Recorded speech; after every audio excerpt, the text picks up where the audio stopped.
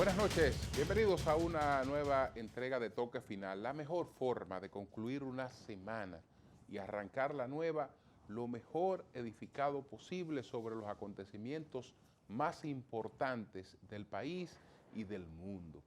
Yo sé que hemos estado muy abrumados durante esta semana, apenados, indignados con casos como el de David de los Santos y asociados a otros casos de personas que han sido detenidas por la policía, después han acabado en algún hospital y han fallecido.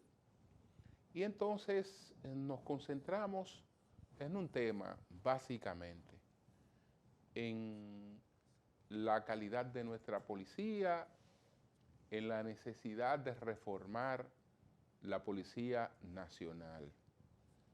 Y es verdad que tenemos que hacer una reforma policial. También es verdad que una reforma policial no consiste en plasmar lo que hay que hacer con la policía en un papel, en una programación, en un plan. No es plasmarlo en un plan, presentarlo en PowerPoint. No es eso. Porque el problema de una reforma policial es que no hay otra manera de llevarla a cabo que no sea de manera gradual. Porque todos sabemos qué es lo que hay que hacer con la policía.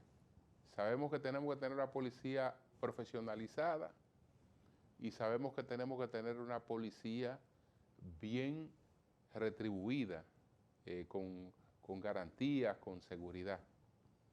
Pero no tenemos los recursos para tener esa policía que aspiramos y que sabemos que es la que tenemos que tener. Y los programas de formación hay que articularlo y son cosas que a largo plazo terminarán incidiendo, pero en lo inmediato no podemos acostarnos a dormir y pensar que mañana se produjo una reforma y que ya hay una nueva policía.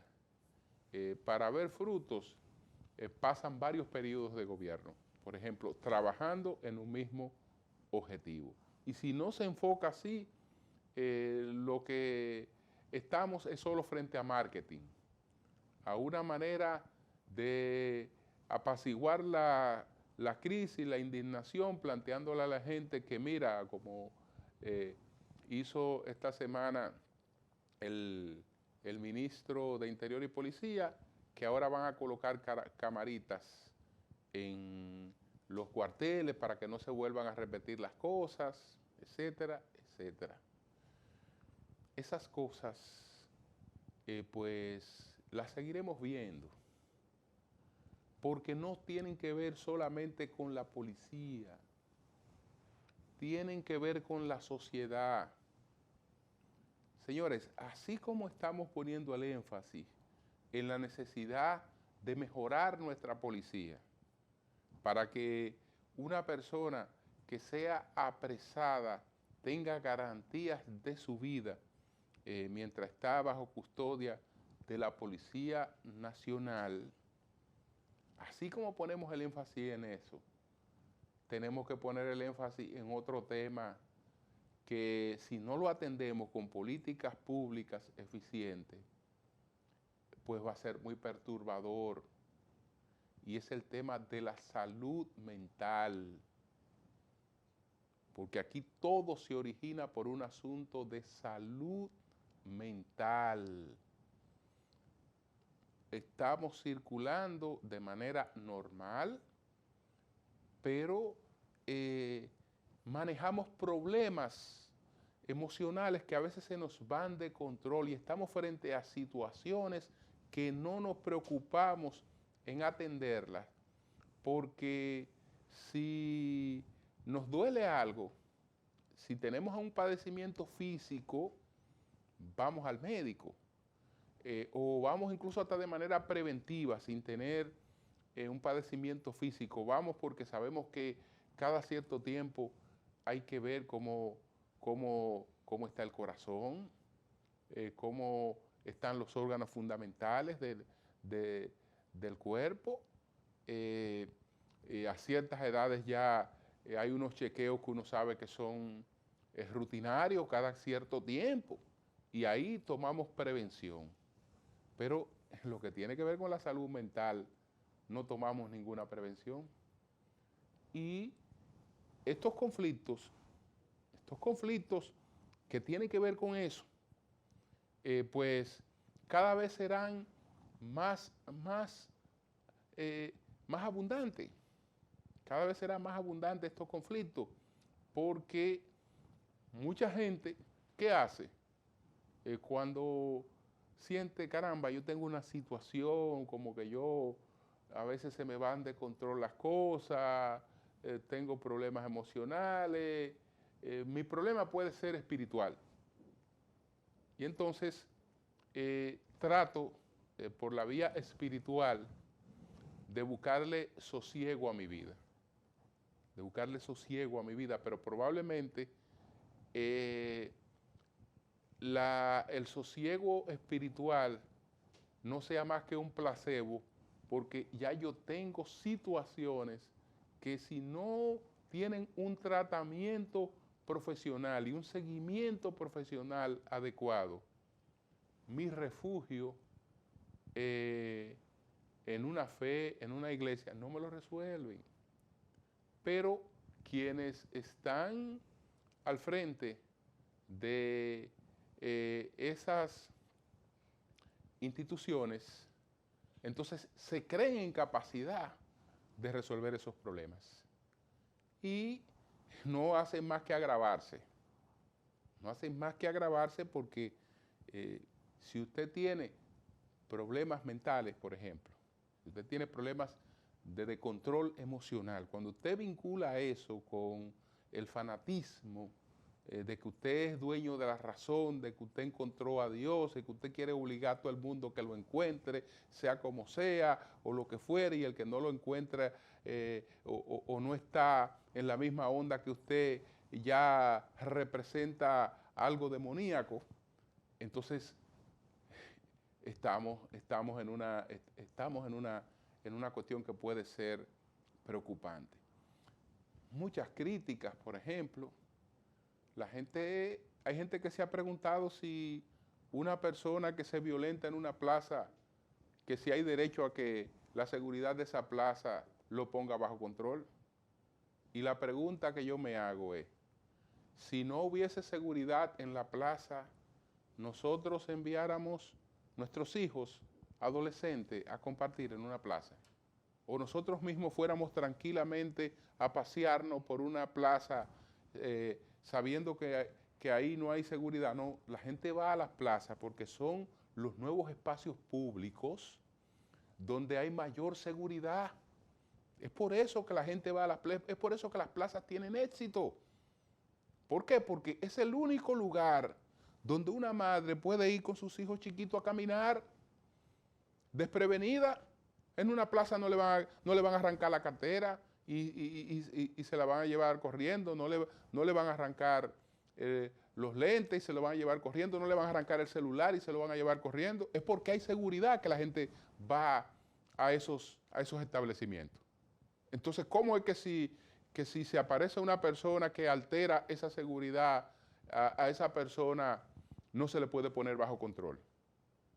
Hay que ponerlo bajo control. Ah, qué bueno, que el problema debió consistir en que si hizo un desorden allí lo que había que sacarlo. Ah, pero sácalo y quédate a esperar ahí que una persona ofendida, irritada, que cree que ha sido humillada, pues vaya y entre de nuevo. Y tú no sabes la tragedia que va a propiciar eso ahí. Entonces, yo creo que todas estas cosas tenemos que tenerlas más o menos claras para que podamos avanzar. No es solo policía. Tenemos que reformar la policía, pero tenemos también que apelar por políticas públicas que incluyan el tema de la salud mental, porque ese nos dará mucha agua de beber. Vamos a nuestra primera pausa. Al regreso, ¿cuáles fueron los 10 temas más importantes de esta semana? Adelante.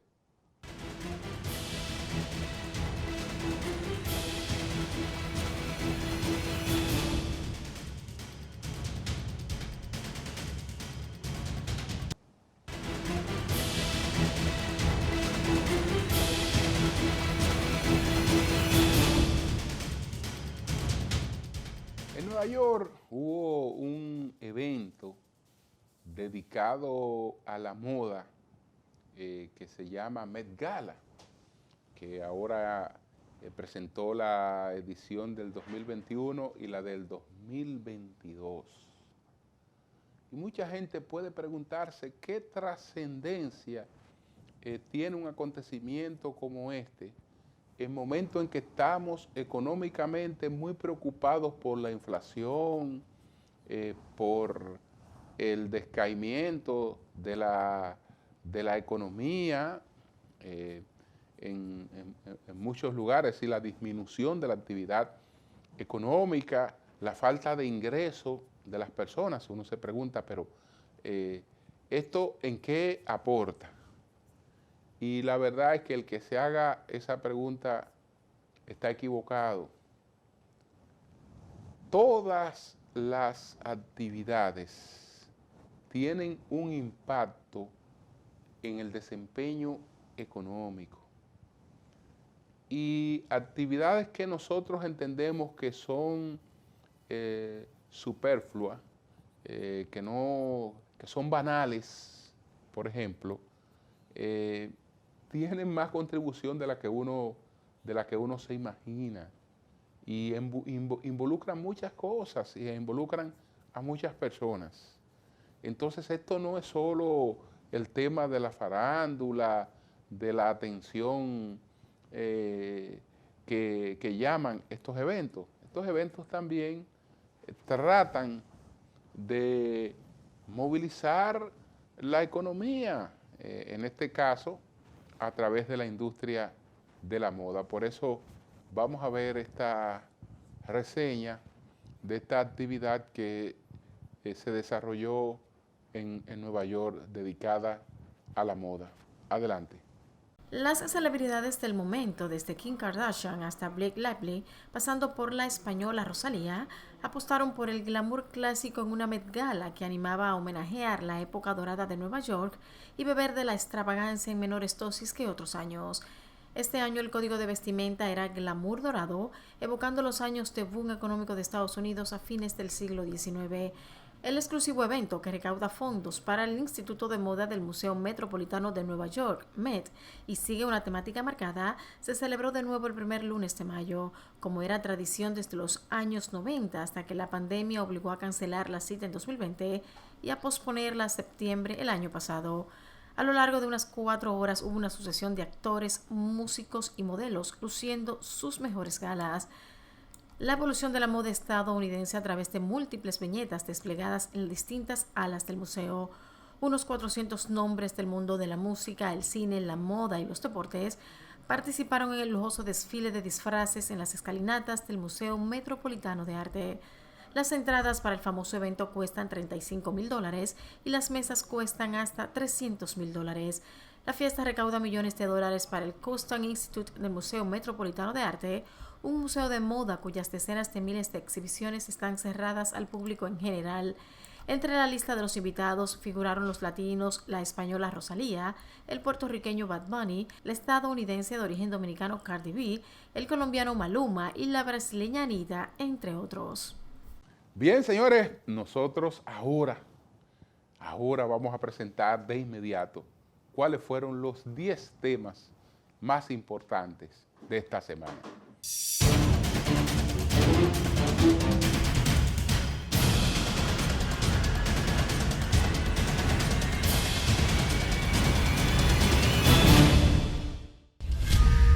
En menos menos de un mes, 3 hombres murieron en medio de extrañas circunstancias en distintos centros de salud donde recibían atenciones médicas, luego de haber sido trasladados desde dotaciones de la Policía Nacional donde se encontraban detenidos. El caso más reciente es el de David de los Santos, detenido el pasado día 27 tras alegadamente haber protagonizado un incidente con una mujer en una plaza comercial y llevado al destacamento del ensanche Naco. Murió el pasado domingo. El acta de defunción entregada por el Ministerio de Salud Pública a los familiares del joven establece preliminarmente se trató de un homicidio y que el deceso fue causado por un trauma cranoencefálico. Sobre los golpes sufridos por el profesor de educación física y empleado de un call center que residía en Los Algarrizos, la dotación policial había dicho que se los provocó la propia víctima en medio de una crisis nerviosa que hizo en la celda. De los Santos fue llevado al destacamento Naco en el Distrito Nacional, desde donde el día 28 fue trasladado al Hospital Francisco Moscoso Puello y posteriormente al Hospital Darío Contreras, donde murió. Un norteamericano ejecutivo de una empresa Zona Franca de la Romana fue encontrado muerto con heridas de arma blanca interior en su villa, ubicada en el resort Casa de Campo. La víctima fue identificada como Jeffrey Richard McMahon, cuyo cadáver fue enviado al Instituto Nacional de Ciencias Forenses INACIF en San Pedro de Macorís. Las autoridades locales aún no han ofrecido un reporte a la prensa, mientras el suceso se maneja como un crimen por problemas personales, dado que la víctima entró a la villa con su presunto agresor, utilizando el acceso que poseen los propietarios de villas. El victimario pudo escapar del lugar en el vehículo del extranjero, aprovechando el pase automático que le permite su vehículo por la barra de la garita a su salida del complejo hotelero. McMahon era ejecutivo de la empresa tabacalera de García, que tenía, según informaciones obtenidas, varios años en la empresa que elabora tabacos para exportación de la zona franca local. 3 horas antes de que venciera el tiempo de intimación, la Procuraduría Especializada de Persecución de la Corrupción Administrativa PETCA depositó la mañana del pasado miércoles la acusación en contra del mayor general Adán Cáceres, la pastora Rosy Guzmán y los demás implicados en el caso Coral. El depósito lo encabezó la procuradora de corte Mirna Ortiz junto a un equipo de la PETCA. Estos llevaron a la coordinación de los juzgados de instrucción del Distrito Nacional, además de la acusación, 3 cajas de pruebas documentales que incluyen información financiera, informes de las auditorías de la Cámara de Cuentas y otros soportes probatorios. Esto se produce tras la intimación que hiciera el juez Raimundo Mejía del primer juzgado de la instrucción del Distrito Nacional, ya que la PETCA había dejado vencer el plazo de 2 meses que le habían otorgado para completar la investigación.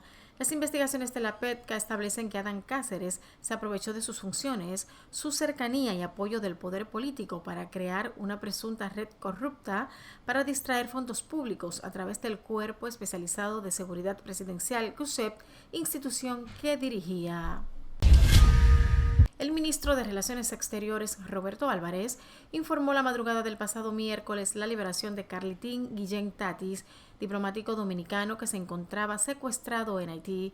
Álvarez no reveló las condiciones de la liberación de Guillén Tatis, quien es agregado agrícola comercial de la Embajada Dominicana en Haití. Afortunadamente, Carleton Guillén Tatis, consejero de la Embajada Dominicana en Haití, ha sido puesto en libertad sano y salvo. Después de 4 días de secuestro, agradecemos a todos los que participaron activamente en su liberación, escribió el canciller dominicano en Twitter.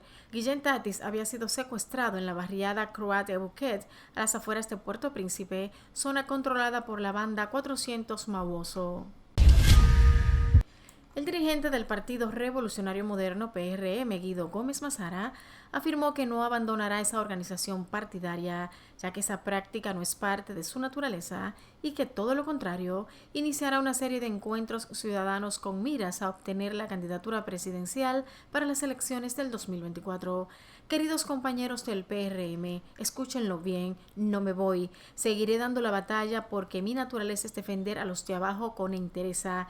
Es el escenario donde me siento como pez en el agua y tengo una identidad con los excluidos, señaló Gómez Mazara.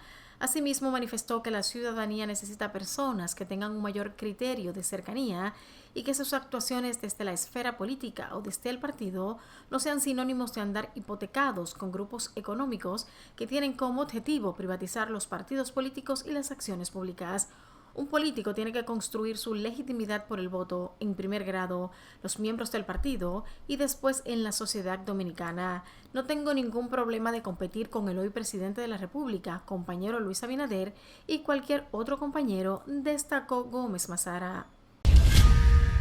La ministra de Cultura Milagros Germán cerró la 14ª versión de la Feria Internacional del Libro con un mensaje triunfalista sobre las dificultades que encontraron para organizarla y una respuesta directa a quienes criticaron la gestión del evento cultural.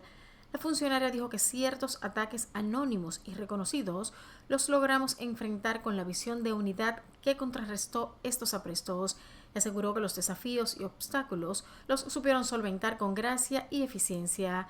Germán citó las palabras del presidente colombiano Iván Duque en su visita reciente al país. Los grandes enemigos de la democracia contemporánea están presentes cuando vemos la manipulación de la realidad, la desfiguración de los hechos y pareciera que la verdad pasa a un segundo nivel. Durante la semana hubo varias quejas y críticas contra los organizadores de la feria. El presidente de la Academia Dominicana de la Historia reaccionó con indignación ante el uso del nombre de esa entidad en un panel sin ser consultada y calificó de desorganizada la Feria Internacional del Libro 2022 que se realizó en la zona colonial de la ciudad primada de América. El historiador José Chescheco envió una carta a la ministra de Cultura, Milagros Germán, donde expone su queja por haber citado a la Academia como coauspiciadora de un panel sobre el escritor Julio Genaro Campillo Rey, sin haberlo informado formalmente. Es posible que lo acontecido haya sido fruto de la desorganización, producto tal vez de la incapacidad o inexperiencia de algunos encargados de áreas, como lo han manifestado en privado y públicamente muchos escritores e intelectuales dominicanos y extranjeros, expresa Chescheco en la misiva. De igual forma, la historiadora y directora del Centro de Estudios Caribeños de la Pontificia Universidad Católica Madre y Maestra Pucamaima, Mukien Adriana Samben, calificó como un esfuerzo enormemente desorganizado la Feria Internacional del Libro. Aseguró que le tocaba ofrecer una conferencia en un lugar y no se le había notificado a los dueños del pabellón, o sea que fue un desastre, escribió en un tuit.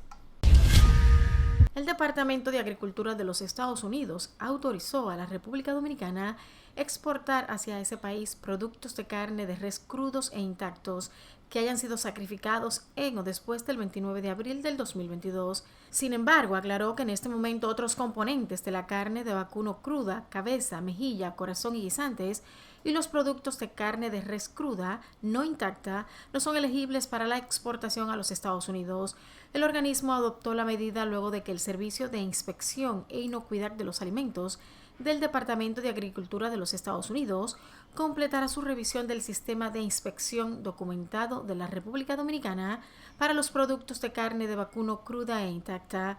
Las respuestas y la documentación, así como una auditoría en el país realizada del 13 al 23 de septiembre de 2021, apoyan que el sistema de inspección de productos de carne de vacuno cruda e intacta en la República Dominicana es equivalente.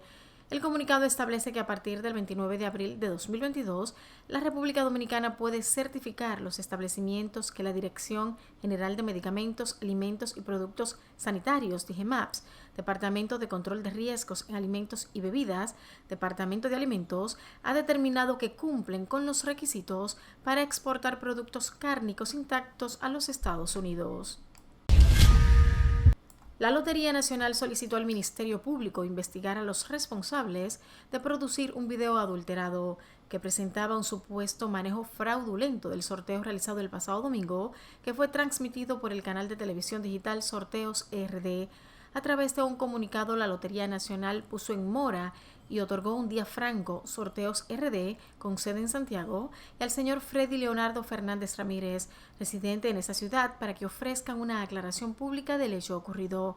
Asimismo, instaron a los acusados de abstenerse de transmitir en vivo o de cualquier manera sus sorteos, además de eliminar toda la información relativa a la Lotería Nacional de sus plataformas. El mencionado comunicado indicó que para el sorteo del pasado domingo, utilizó un video que muestra de una forma alterada los resultados ofrecidos por la Lotería Nacional, colocando en la pantalla el número ganador momentos antes de que la presentadora haga la sustracción del bolo. El Supremo de Estados Unidos prevé suprimir el derecho al aborto mediante la anulación de la sentencia con que el propio tribunal lo garantizó en 1973. la resolución del caso Roe versus Wade, que desde entonces actuaba como una ley. La Corte Suprema de Estados Unidos podría eliminar el derecho al aborto en Estados Unidos, según el borrador de una opinión mayoritaria de la corporación que destrozaría casi 50 años de protecciones constitucionales. El borrador, obtenido por Político, fue escrito por el juez Samuel Alito y fue distribuido dentro del tribunal dominado por los conservadores, informó el medio de comunicación. El texto cita la histórica decisión del caso Roe contra Wade de 1973, que consagra el derecho al aborto como atrozmente errónea desde el comienzo. Los derechos reproductivos se han visto cada vez más amenazados en Estados Unidos en los últimos meses, en tanto los estados se han movilizado para endurecer las restricciones. Políticos de derecha han lanzado un ataque contra el aborto, mientras que los demócratas, liderados por el presidente Joe Biden, luchan por proteger el acceso a dicho procedimiento. Finalmente, el candidato colombiano Gustavo Petro ha anunciado que suspende su gira por una región del país ante la amenaza de un grupo paramilitar que, según informaciones a las que ha tenido acceso, planea atentar contra su vida. Su equipo de campaña dice tener datos fiables compartidos por la policía de que un clan mafioso llamado La Cordillera pretendía acabar con él estos días. Petro no acudirá al eje cafetero en el centro del país como tenía previsto. La Cordillera, según el comunicado que ha hecho público el candidato, se dedica al narcotráfico y al sicariato. A este grupo se le atribuye el asesinato de Lucas Villa, un líder juvenil al que dispararon desde un puente durante las protestas del año pasado contra el gobierno. Su muerte conmocionó a Colombia en los días más álgidos del estallido social. Sus verdugos, de acuerdo a esta información, tenían ahora en la mira a Petro.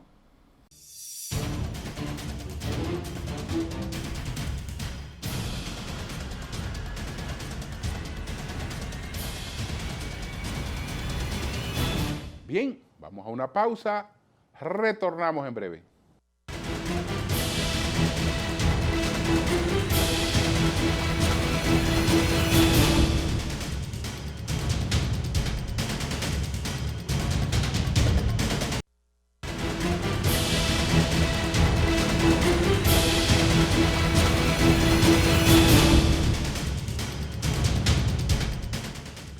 Que se va a prohibir el derecho al aborto en los Estados Unidos de América. Esa es una información que ha provocado muchos debates, pero la idea de que se va a prohibir el derecho al aborto no es la correcta. En Estados Unidos, pues los estados que han legalizado el aborto podrán mantener el aborto legalizado. ¿Qué es lo que en Estados Unidos va a cambiar? Que hay una decisión que está amparada en una interpretación constitucional. Y las decisiones constitucionales, por ejemplo, del Tribunal Supremo de los Estados Unidos, de la Corte Suprema de los Estados Unidos, tiene un alcance federal. Entonces, el derecho a desembarazarse no está contemplado en la Constitución de los Estados Unidos. Pero en el 1973, por el caso Roe versus Wade, Roe contra Wade, pues se determinó que habían una serie de derechos que, aunque no estaban directamente contemplados en la Constitución, por la tradición, por la costumbre, había que reconocerlo como tales. Y en ese sentido se reconoció el derecho de una mujer pues a desembarazarse en una etapa, ¿no?, de ese embarazo.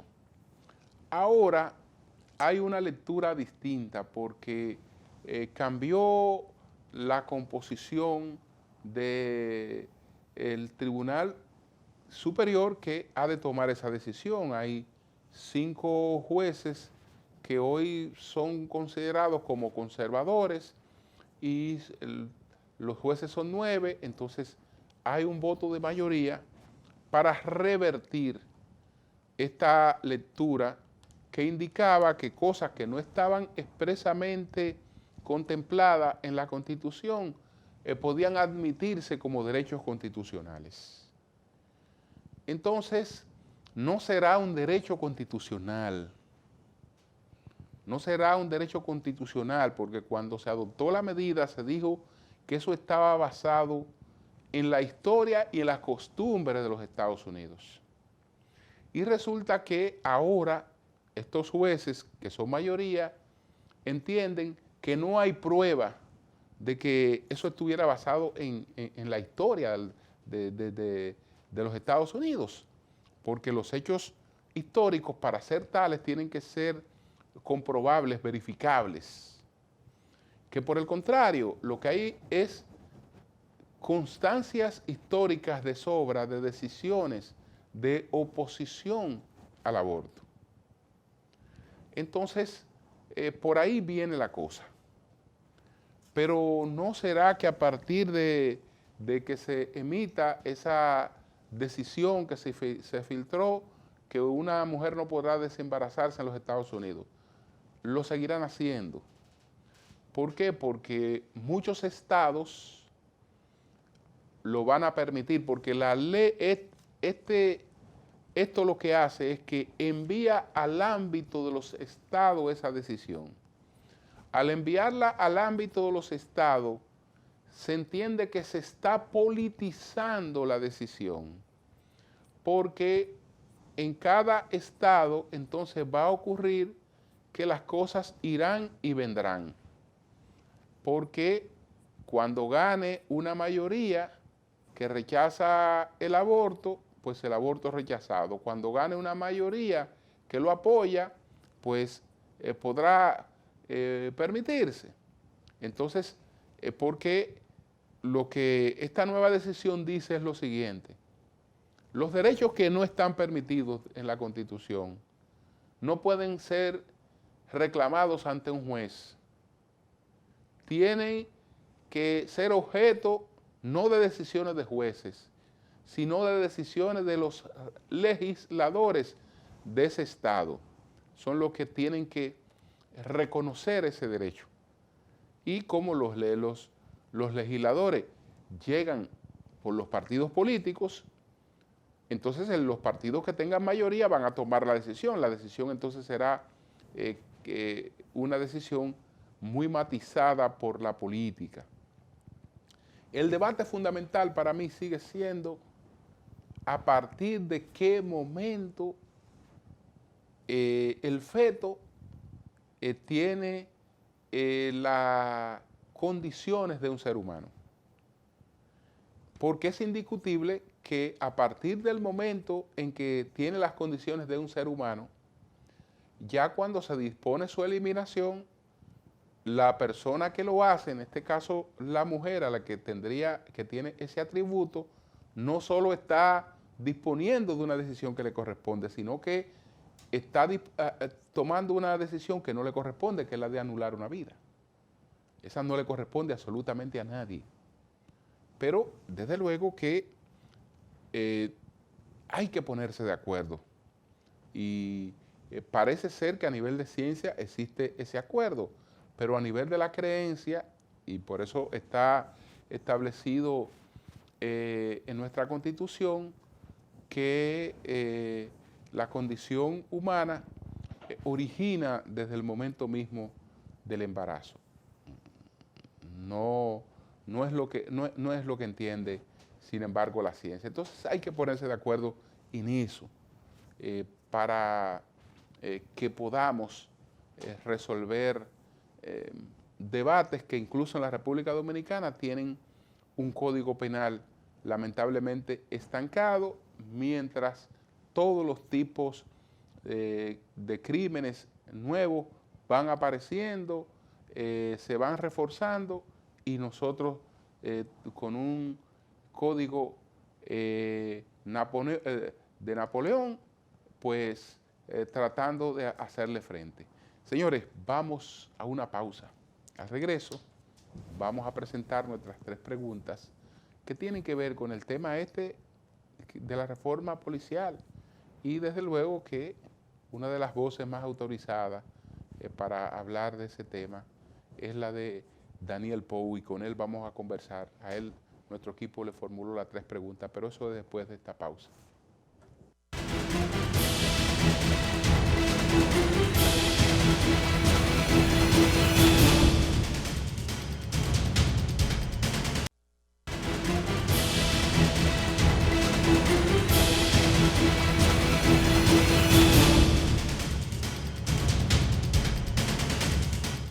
Bien, señores, vamos a presentar las 3 preguntas de inmediato que nuestro equipo formuló al politólogo Daniel Pou, que es especializado precisamente en políticas de seguridad ciudadana.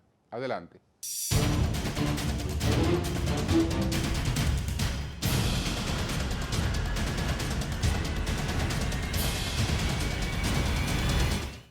¿Cuál es el protocolo que debe aplicarse para detener y someter a control a una persona en crisis psiquiátrica, como se dice que ocurrió en el caso de David de los Santos, o descontrolado por el consumo de sustancias alucinógenas, como se dice ocurrió con el joven apresado en Ocoa?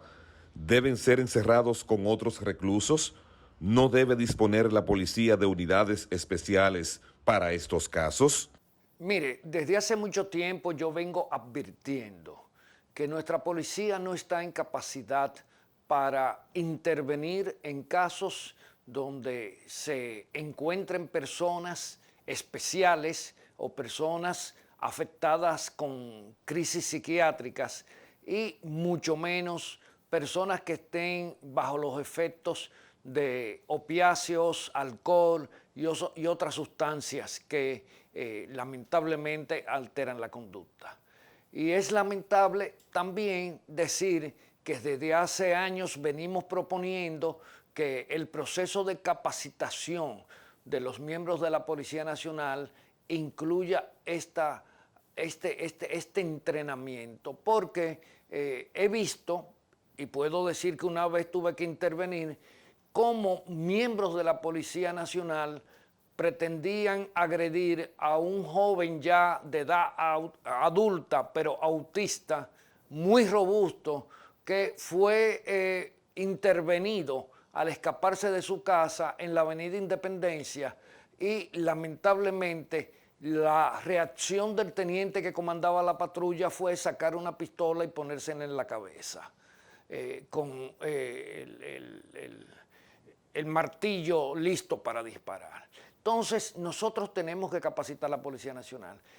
La policía tiene que tener en los recintos una cárcel donde cualquier persona que observe una conducta, podríamos decir que no es normal, ya sea por los efectos de sustancias prohibidas, ya sea porque es una persona que tiene problemas de la conducta, pues sea retenida, y sea retenida con todos los criterios que se establecen en los protocolos que hay diseñados para tales fines. Aquí lamentablemente en una celda de un destacamento a veces se mezclan mujeres con hombres, niños con adultos, delincuentes de alta peligrosidad con personas que, aunque han infringido por alguna circunstancia una de las leyes del país, que puede ser hasta de tránsito, pues son expuestas a compartir un espacio con personas que suelen ser violentas y que tienen un historial delictivo sumamente dilatado. Lamentablemente, República Dominicana durante décadas ha preferido tener una policía cenicienta, sumida en una situación de servidumbre, donde la capacitación y la preparación y la evaluación, sobre todo de las personas que deben integrarse a este cuerpo, no son elementos sustentables ni siquiera tomados en cuenta al momento de incorporar a esas personas. ¿Cree posible aplicar una reforma policial sin recursos especializados para financiarla? ¿Cómo podemos lograr que la carrera policial, a pesar de los riesgos que conlleva, sea aspiracional y motivo de orgullo? La dignificación de la carrera policial para mí es el primer pilar que debe ostentar cualquier proceso de transformación de la institución. Y entienda bien que yo no hablo de reforma policial, porque se reforma lo que funciona con algún defecto. Hablo de transformación, porque esta policía desde hace muchos años, muchas décadas, ha abandonado sus preceptos misionales y como tal es una policía que no responde a las necesidades de la población y mucho menos puede convertirse en un ariete de una política pública de seguridad ciudadana. Primero, porque sus miembros no están en capacidad. Segundo, porque la imagen que tiene la población de nuestra policía es deplorable. Y eso es una de las metas que tiene que garantizar un proceso de transformación de la policía. Confianza mutua y transparencia, que son dos elementos fundamentales. Y para transformar una policía se requiere dinero, hay que invertir. Eso no es algo que se logra solamente con retórica teórica e intelectual, no. Primero hay que dignificar la vida de los policías. No podemos seguir teniendo marginales, personas excluidas con un uniforme de policía y que cuando se ve frente al ciudadano serio, digno, pues vierte sobre ese ciudadano todo el resentimiento. Primero, porque es oprimido en la institución que trabaja, no se le respeta, se le trata como una servidumbre. Y lo tercero, que es el elemento más importante, que este individuo no se siente formar parte ni comprometido con ningún cuerpo, porque a nuestra Policía Nacional Dominicana desde hace muchos años se le drenó el espíritu de cuerpo. Pero hay que invertir en horas hombres de trabajo, hay que invertir en capacitación, hay que invertir en la dignificación de la policía. Nada de esto sale gratis y creo que la inversión vale la pena hoy más que nunca. Las principales ciudades de Estados Unidos viven un momento crítico con el incremento de la inseguridad, la criminalidad y el raterismo, porque los policías están actuando a medias y hay leyes que le impiden apresar ante robos sin violencia. ¿No teme que ocurra lo mismo en República Dominicana? Mire, el esquema de persecución penal norteamericano es muy diferente al que tenemos en República Dominicana. Claro, hay elementos comunes como son el tema del uso proporcional de la fuerza. Ningún policía está obligado a entregarle su vida a un delincuente por preservar o por tratar de mantenerse dentro de los cánones legales. Lo que tiene que tener conocimiento en qué medida y cómo debe hacer uso de la fuerza. Creo que en República Dominicana no tenemos ese problema, ni creo que lo vayamos a tener. Primero, por temperamento del dominicano, segundo, por elementos culturales y sobre todo porque el dominicano tiene una dignidad que es un factor muy determinante al momento de preservar su integridad. Lo que yo creo que en Estados Unidos el tema de los protocolos se ha hipertrofiado tanto que ha llegado en cierta medida a castrar, a inhibir a la policía para actuar conforme las necesidades de cada momento.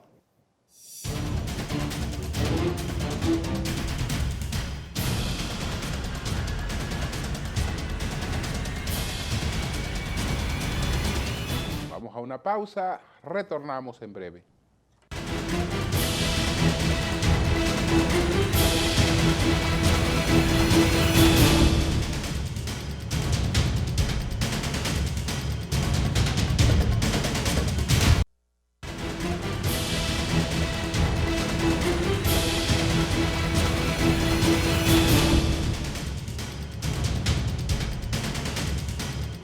El caso de Rochi RD consiste sencillamente en que una menor no tiene la potestad de consentir.